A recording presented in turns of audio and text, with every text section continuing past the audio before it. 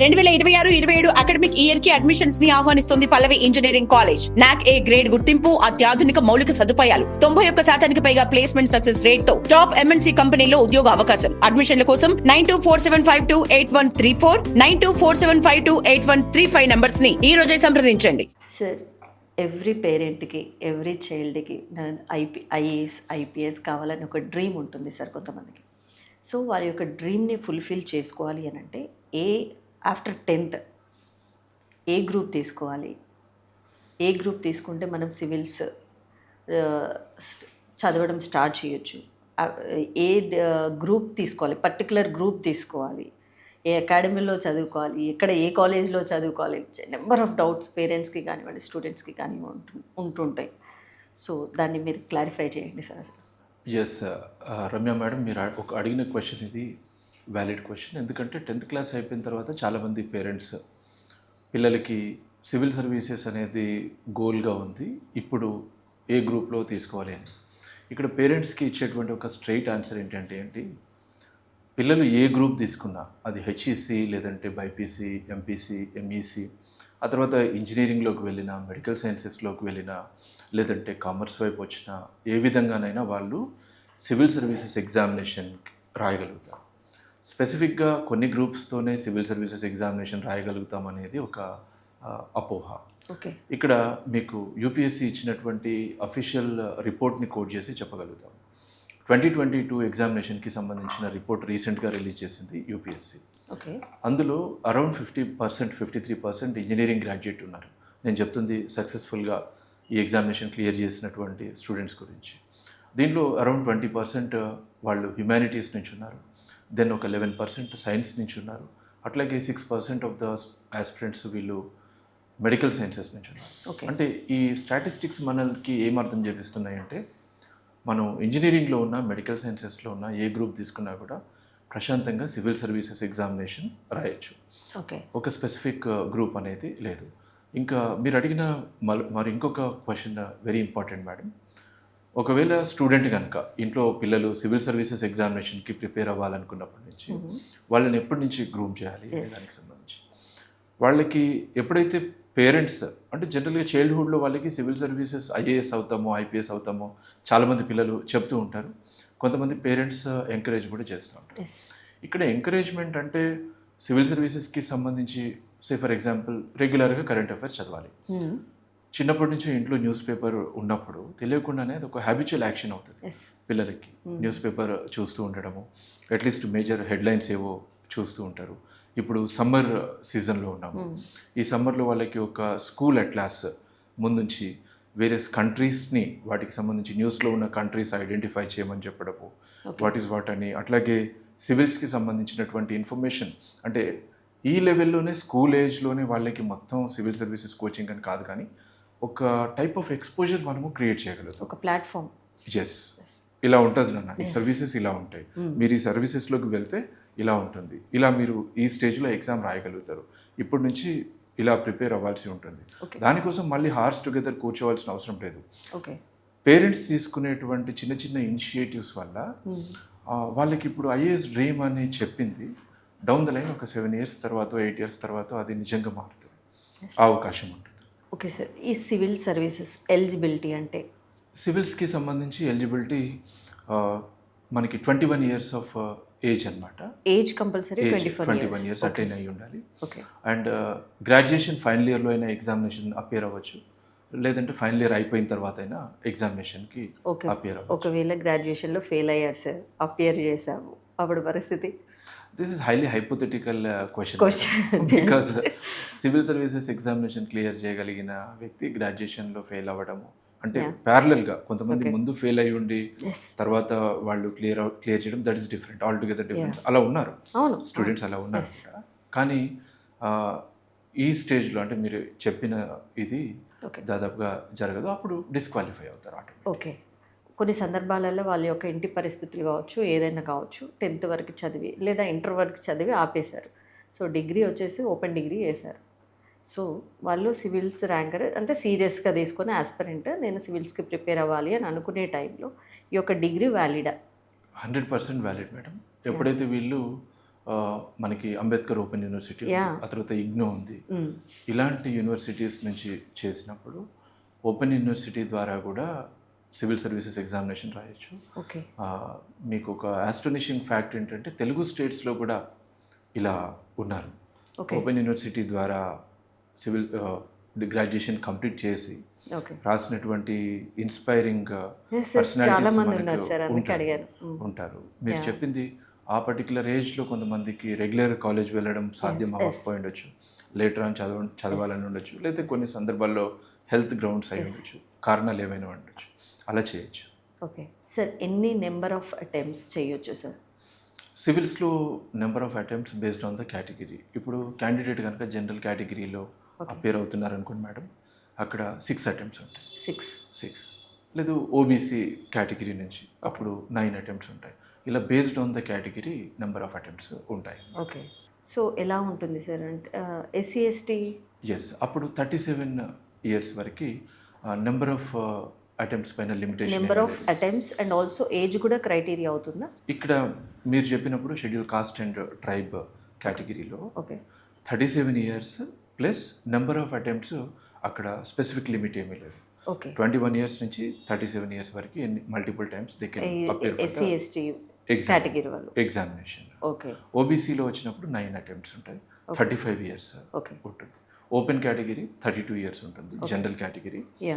General కేటగిరీలో appear అవ్వాలన్నప్పుడు 32 years and 6 attempts ఉంటుంది. Okay sir, attempt చేసిన తర్వాత అసలు దీని ప్రాసెస్ ఎలా ఉంటుంది సార్? అంటే ఎలిజిబిలిటీ ఎలా ఉంటుంది? ఇప్పుడు సివిల్ ఎగ్జామ్స్ రాస్తారు, దాని తర్వాత నెక్స్ట్ స్టెప్ ఏంటి, నెక్స్ట్ స్టెప్ అలాంటివి?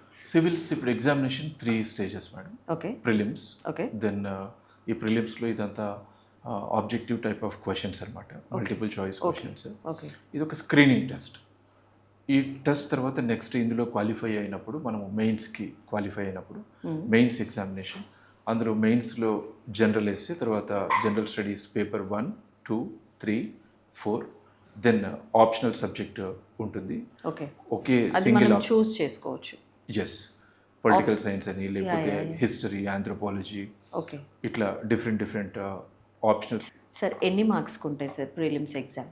Prelims examination 200 marks general studies okay. Paper ఉంటుంది. ఓకే. సో అది అక్కడ జనరల్ స్టడీస్లో మనకి మెయిన్స్కి క్వాలిఫై అవ్వడానికి అవసరమైనటువంటి మెరిట్ మనకి రావాలి. దెన్ సీసాట్ పేపర్ ఉంటుంది, that is qualifying in nature. Okay. దాంట్లో మనకి మెరిట్ అవసరం లేదు, okay. Marks just qualifying marks score చేస్తే సరిపోతుంది. ఎంత స్కోర్ చేయొచ్చు సార్? అంటే normal that is 33% that is okay scoring related. Okay sir, ప్రిలిమ్స్లో క్వాలిఫై అయిన తర్వాత నెక్స్ట్ స్టెప్ ఏంటి సార్? నెక్స్ట్ మెయిన్స్ ఎగ్జామినేషన్ ఉంటుంది మేడం. మెయిన్స్లో టోటల్ 9 పేపర్స్ ఉంటాయి. ఓకే. ఒకటి ఇంగ్లీష్ అండ్ రెండోది ఇండియన్ లాంగ్వేజ్ రిలేటెడ్. ఓకే. ఆ తర్వాత జనరల్ ఎస్సే పేపర్ ఉంటుంది.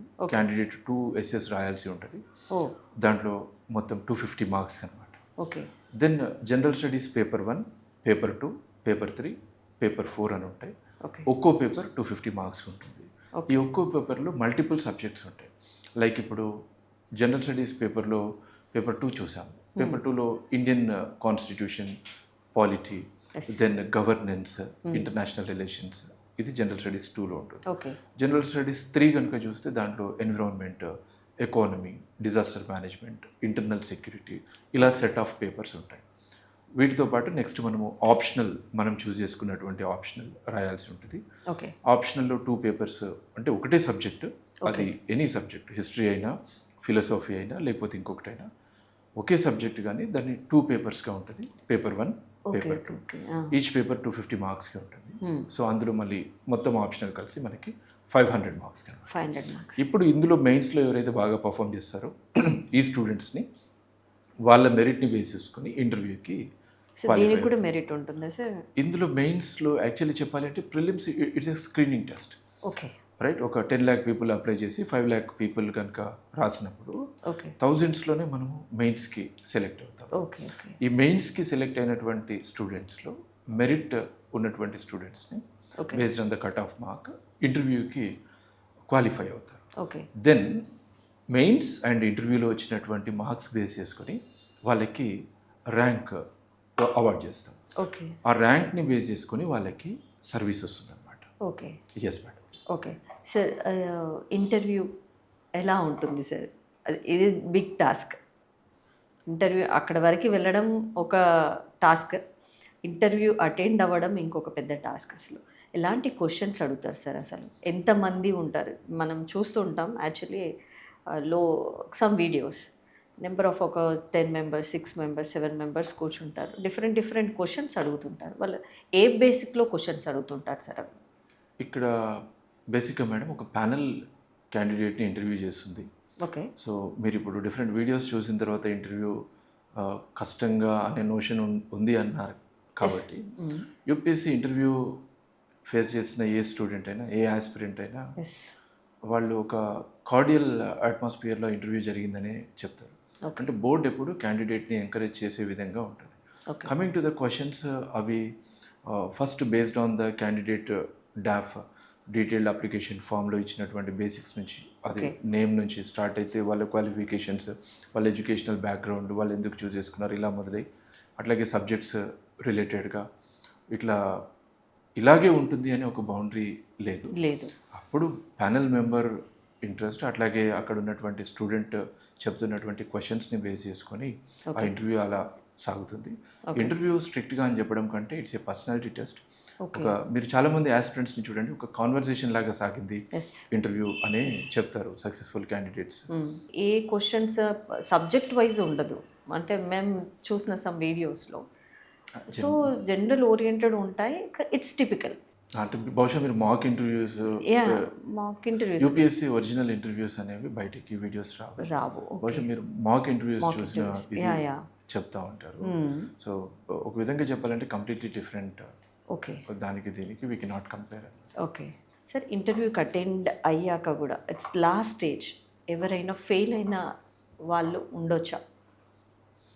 మేడం, ఇంటర్వ్యూకి అటెండ్ అయిన తర్వాత కూడా ఖచ్చితంగా, ఎందుకంటే అటెండ్ అయినటువంటి స్టూడెంట్స్లో రఫ్లీ ఒక 50% మాత్రమే 1:2 ఇదిలో అందరికీ జాబ్ రాదు కదా. ఓకే. సో దెన్ ఇప్పుడు యూపీఎస్సీ వీళ్ళ లిస్ట్, ఎవరైతే సెలెక్ట్ కానటువంటి స్టూడెంట్స్ ఆస్పిరెంట్స్ లిస్ట్ ఉందో అది గవర్నమెంట్ ప్రతిభ పోర్టల్లో ఉంటుంది. ఓకే. సో దాన్ని బేస్ చేసుకొని సెంట్రల్ ఇన్స్టిట్యూషన్స్ కొన్ని వీళ్ళకి మళ్ళీ రిటర్న్ టెస్ట్ లేకుండా వాళ్ళు ఒక సింపుల్ ఇంటర్వ్యూ కండక్ట్ చేసి రిక్రూట్ చేసుకోవచ్చు. ఓకే సార్, సివిల్స్కి అంటేనే చాలా పెద్ద subject. Yes, in terms of syllabus చూసుకున్నట్టయితే number of subjects, number of papers. So ఇంత వ్యాస్ట్ సిలబస్ని కొద్ది రోజులలో కంప్లీట్ చేయాలి అని అంటే ఎలా? Syllabus, in terms of syllabus చూస్తే కొంచెం ఎక్కువగా అనిపించినప్పటికీ మేడం, 2 విషయాలు. సెలెక్టివ్ రీడింగ్ ఒకటి, ప్లాన్డ్ ప్రిపరేషన్ ఒకటి. ఈ సిలబస్ ఇన్ టైంలో కంప్లీట్ చేసుకునేలాగా మనకు అవకాశం ఉంటుంది. ఓకే. అట్లాగే సిలబస్లో కొన్ని టాపిక్స్ మల్టిపుల్ పేపర్స్లో రిపీట్ అయ్యేటువంటి టాపిక్స్ కూడా ఉంటాయి. సే ఫర్ ఎగ్జాంపుల్ పావర్టీ అయి ఉండొచ్చు, అన్ఎంప్లాయ్మెంట్ అయి ఉండొచ్చు. అట్లాగే కాన్స్టిట్యూషన్లో ఉన్నటువంటి ప్రొవిజన్స్, ఇప్పుడు కాన్స్టిట్యూషన్లో ఉన్న ప్రొవిజన్స్ మనము పాలిటీ సబ్జెక్ట్ కోసము చదువుతాము. దాన్ని సేమ్ ఇండియన్ సొసైటీ క్వశ్చన్స్లో కూడా యూ కెన్ యూస్, సోషల్ ఇష్యూస్లో కూడా యూజ్ చేసి రాయొచ్చు, గవర్నెన్స్లో కూడా యూజ్ చేసి రాయొచ్చు. అలా కన్సాలిడేట్ చేసుకోగలగాలి స్టూడెంట్. ఒక బిగినర్కి ఇది కొంచెం కష్టంగా అనిపించిన, ఒక ప్లాన్డ్గా పర్ఫెక్ట్ గైడెన్స్లో వెళ్తున్నప్పుడు చాలా ఈజీ వేలో ఇది కంప్లీట్ చేసే అవకాశం ఉంటుంది. Okay, thank you sir, thank you for your valuable information. Most welcome madam. Thank you.